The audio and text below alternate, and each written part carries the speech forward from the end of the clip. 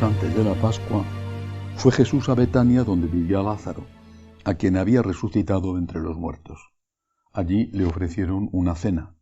Marta servía, y Lázaro era uno de los que estaban con él a la mesa. María tomó una libra de perfume de nardo, auténtico y costoso. Le ungió a Jesús los pies y se los enjugó con su cabellera. Y la casa se llenó de la fragancia del perfume. Judas Iscariote, uno de sus discípulos, el que lo iba a entregar, dice: ¿por qué no se ha vendido este perfume por 300 denarios para dárselos a los pobres? Esto lo dijo no porque le importasen los pobres, sino porque era un ladrón. Y como tenía la bolsa, se llevaba de lo que iban echando. Jesús dijo: déjala. Lo tenía guardado para el día de mi sepultura, porque a los pobres los tenéis siempre con vosotros, pero a mí no siempre me tenéis. Una muchedumbre de judíos se enteró de que estaba allí y fueron no solo por Jesús, sino también para ver a Lázaro, al que había resucitado de entre los muertos. Los sumos sacerdotes decidieron matar también a Lázaro, porque muchos judíos por su causa se les iban y creían en Jesús. Palabra del Señor. Gloria a ti, Señor Jesús. El primero que quiero decir es que hoy litúrgicamente es Lunes Santo y así manda la Iglesia que celebremos este día. Pero es también 25 de marzo, el día de la Anunciación del Ángel a la Virgen, el día de la Encarnación del Señor. Los liturgistas, ellos sabrán por qué, han decidido que es más importante celebrar el Lunes Santo que celebrar nada menos que la Encarnación del Señor, y han trasladado la fiesta de la Encarnación a dentro de 2 semanas, así que celebraremos esa solemnidad el día 8 de abril. Hoy la liturgia nos pide que recordemos esta parte de la semana previa a la muerte de nuestro Señor, cuando fue a Betania y María derramó el perfume costoso de nardo en sus pies. Obedecemos a la liturgia, pero espiritualmente hoy ya le damos gracias a Dios porque quiso hacerse uno de nosotros y siendo Dios se hizo hombre. Como dice San Pablo en la carta a los Filipenses, renunció a su condición de Dios pasando por uno de tantos. ¿Qué nos enseña este fragmento del Evangelio de San Juan? Está en la casa de sus amigos. Betania era la casa donde se sentía bien. No está lejos Betania de Jerusalén. De hecho, está en la otra falda, en la otra orilla de la colina del Monte de los Olivos. No está lejos. Allí se sentía bien, se sentía acogido, querido, cuidado y también un poquito lejos de Jerusalén, no tanto, pero un poco lejos y por lo tanto más a salvo de las asechanzas permanentes de los judíos. Pero en esta ocasión, María, una de las 2 hermanas, María derramó este perfume, el perfume de nardo, como es sabido, tiene un olor muy fuerte, muy intenso, un olor floral, pero también es difícil de conseguir y por eso es un perfume, entonces y ahora es un perfume muy costoso. Judas Iscariote, el traidor, ya lo tenía calculado, 300 denarios, que era una gran cantidad de dinero. Bueno, el Señor defiende a María. La defiende en un tema, además, muy delicado, porque Judas, aunque San Juan dice que su objetivo era otro, dice que había que haberlo dado a los pobres. Y era un tema delicado. ¿Se puede gastar tanto dinero en el culto? Ese perfume derramado a los pies de Jesús era un perfume dedicado a Cristo, por lo tanto, digamos, un gasto dedicado al culto litúrgico, algo dedicado al Señor. ¿Se puede hacer eso? ¿O había que haber ahorrado ese gesto, haber hecho simplemente el gesto ritual de que se lavaran las manos y los pies los invitados a la casa, ese dinero habérselo dado a los pobres? Trasladámoslo a nuestra época. ¿Tiene sentido el dinero que se dedica al culto a hacer un templo o a embellecer un templo. No hace falta hacerlo ni embellecerlo de una manera lujosa y suntuosa, pero evidentemente hacerlo, embellecerlo con cariño, con cuidado, con una estética adecuada para lo que se va a celebrar y por lo tanto haciendo una inversión de dinero. ¿Tiene sentido hacerlo eso?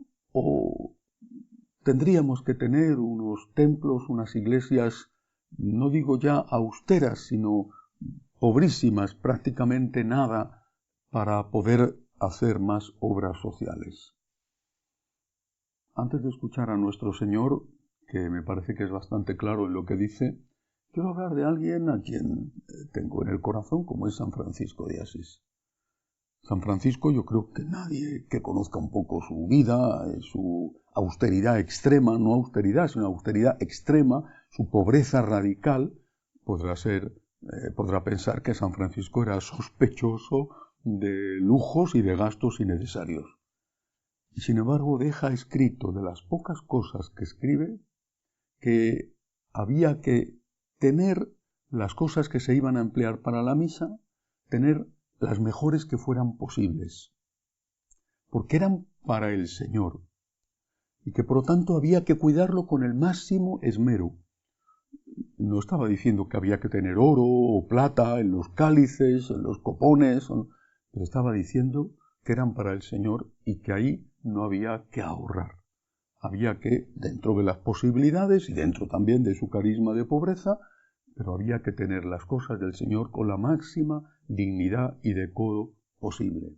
Y eso incluye no solamente el cáliz o la patena, el copón, el sagrario, incluye también la decoración de la iglesia. Después del Concilio Vaticano II se vivió una época que desde el punto de vista estético fue desastrosa. Tanto en lo que hace referencia a que se destruyeron muchas cosas maravillosas que estaban en los templos, imágenes, decoración, cuanto en lo que hace referencia a la construcción de nuevos templos. En general, qué feos. Da la impresión de que el que los construía o los que mandaban construirlos no tenían suficiente fe. Eran cosas oscuras. En general, y hablo de lo que conozco bien, que es España, en general, cosas oscuras, tristes. No había alegría, no había belleza entrando ahí.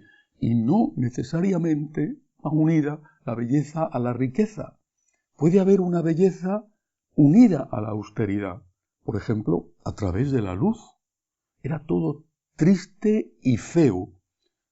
Las iglesias, yo diría que minimalistas, por decirlo de una forma, recordando un estilo de decoración, pero sobre todo parecían naves industriales en muchos casos.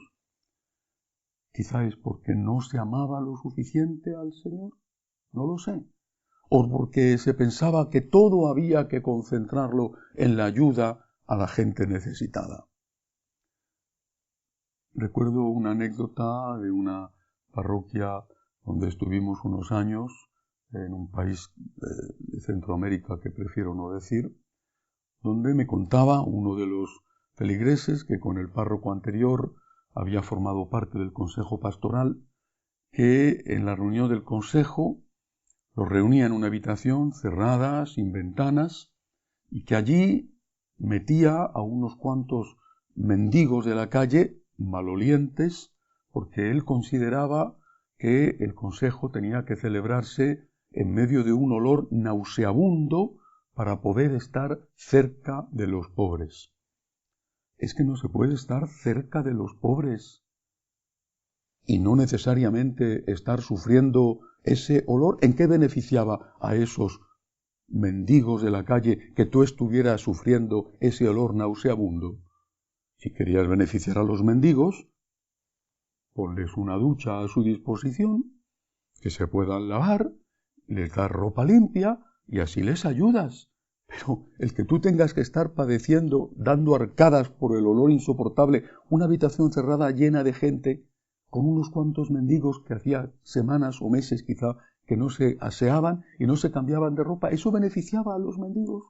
Este es un ejemplo más de, no digo mala voluntad, estoy seguro de que aquel sacerdote no la tenía, pero de cuánta inmensa tontería, por no decir otras cosas, con que se han vivido estos años posteriores al Concilio Vaticano II en muchísimos, demasiados sitios. Creo que afortunadamente estamos recuperando el equilibrio y, repito, no necesariamente la belleza está unida al lujo. La belleza está unida a la expresión del agradecimiento que sale del corazón del hombre hacia el amor de Dios manifestado en la Eucaristía. Otro ejemplo. Imaginemos que cuando Nuestra Señora, la Santísima Virgen María, se aparece en la colina del Tepeyac en San Juan Diego, en lugar de decirle, vete al obispo y que aquí me construyan una iglesia, en lugar de decirle eso, le hubiera dicho, mira, Juan, hay muchos pobres, es una situación siempre terrible, siempre. Entonces, dile, vete al obispo y dile que aquí construyan un hospital. Hubiera hecho más bien a la gente, a aquella gente, y a las generaciones sucesivas hasta nuestros días, si allí hubiera habido un hospital en lugar de haber la basílica donde se conserva, se venera la tilma que después de tantísimos siglos en una cosa tan frágil como es una tilma aún está intacta, ¿qué era mejor para la gente? Y hablo no solamente de el bien espiritual, que es lo primero. ¿Cuántas personas se convierten, se acercan a Dios? ¿Cuántas personas viven aquí mejor desde el punto de vista moral y se preparan para ir a la vida eterna con Dios?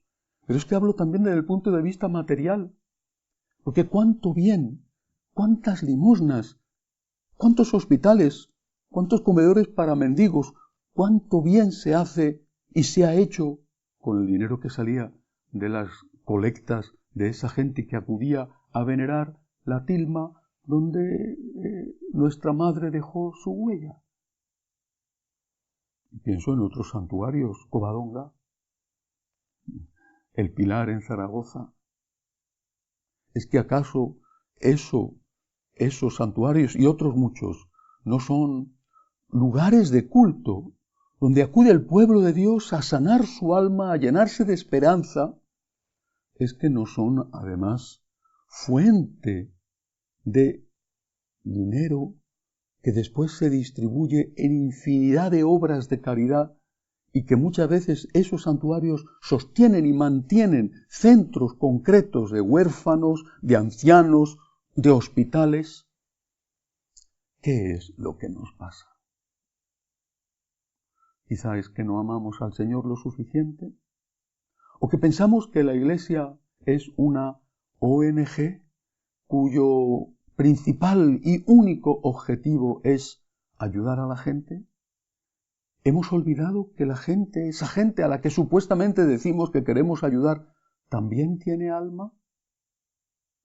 Hemos olvidado que no solo de pan vive el hombre, sino de toda palabra que sale de la boca de Dios. Hemos olvidado que hay vida eterna. Y somos tan ciegos y estamos tan ideologizados que no nos damos cuenta de que es tocando el corazón de esas personas como conseguimos su ayuda para socorrer a los necesitados. Me decía un amigo mío argentino hace un tiempo que en su parroquia el ropero está siempre lleno de gente y la iglesia está cada vez más vacía. Y si no va gente a la iglesia, ¿de dónde vas a sacar el dinero no solo para mantener la iglesia, sino el ropero? ¿De dónde vas a sacar el dinero para las obras sociales que a través de Cáritas llevan todas las iglesias? Entonces tienes que ir al gobierno a que te dé el dinero. Y tú te conviertes en una sucursal del gobierno, más o menos eficaz y honestamente gestionada. Has perdido de vista el sentido de tu misión. Te has olvidado de que el hombre tiene alma, no solo cuerpo, y que incluso para cuidar el cuerpo hay que empezar por cuidar el alma. Por eso nuestro Señor lo dice con toda claridad y defiende a María, la hermana de Lázaro y de Marta. Déjala, le dice a Judas, déjala, lo tenía guardado para el día de mi sepultura, porque a los pobres los tenéis siempre con vosotros, pero a mí no siempre me tenéis. La Iglesia nunca en su historia ha estado lejos de los pobres. Por ejemplo, el diaconado se instituye para cuidar de los pobres, pero los apóstoles saben muy bien qué es lo primero.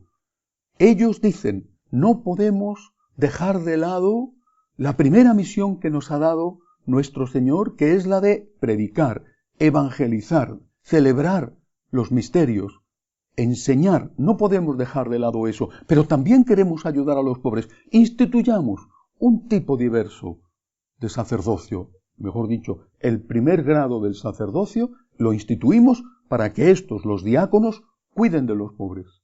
Pero primero Dios, primero Dios. Primero la raíz y después el fruto. Primero Dios.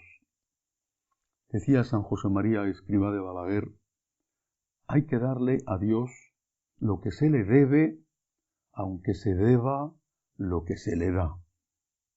Primero Dios. Primero el Señor.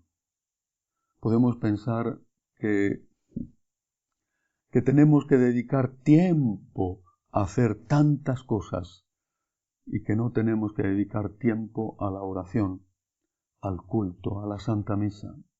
Y sin embargo, ese tiempo dedicado a la oración, dedicado a la Eucaristía, ese es el tiempo más eficaz para nosotros e incluso para los nuestros.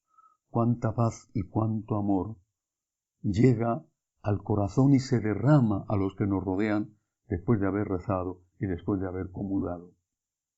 Dios no es enemigo de los hombres, al contrario, es el que nos manda amar a los que sufren. Pero lo primero es Dios. Si estamos con Él tendremos la fuerza para hacer todo lo que Él nos pide, incluso y empezando por amar a los pobres. Que así sea.